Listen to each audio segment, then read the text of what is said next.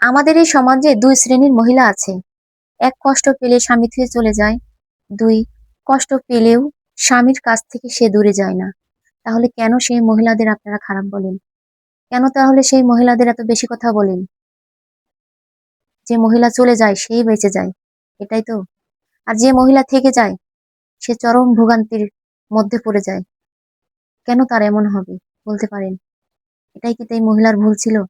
হাজারো কষ্ট সহ্য করে স্বামীর ঘরে রয়ে গেছে, স্বামীর কাছে রয়েছে, স্বামীর সেবা করছে, তার বাচ্চাদের মুখের দিক তাকিয়ে সে সংসার অবনটন দেখেও তার ঘর করছে।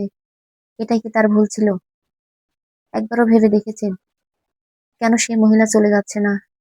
আর কেন সেই মহিলাকে আপনারা আদর ভালোবাসা দিচ্ছেন না?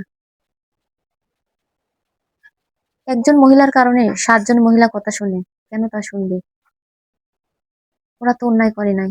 যারা পাপ করছে তারা পাপের সাজা তারা পাবে। আপনি বলে কেন পাপী হচ্ছেন?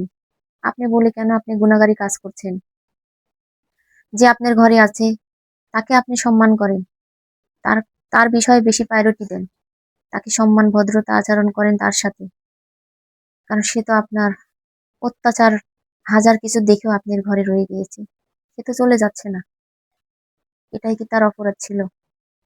তাহলে কেন এত কষ্ট পাবো আমি?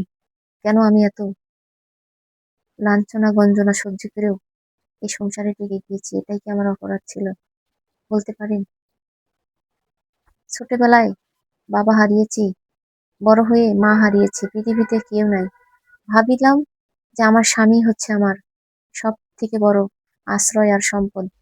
সেই জায়গাটায় যদি আমার আস্তে আস্তে নষ্ট হয়ে যায় তাহলে কার কাছে যায় থাকবো বলতে পারেন? কিসের আশায় বেঁচে আছি? কোনো কি আশা আছে আমার? আর এই নারীদেরকে অসম্মান করেন আপনারা। তার জায়গায় আপনি দাঁড়িয়ে দেখেন সে কতটা কষ্টে আছে, তাকে কেন সম্মান করেন না বুঝি না।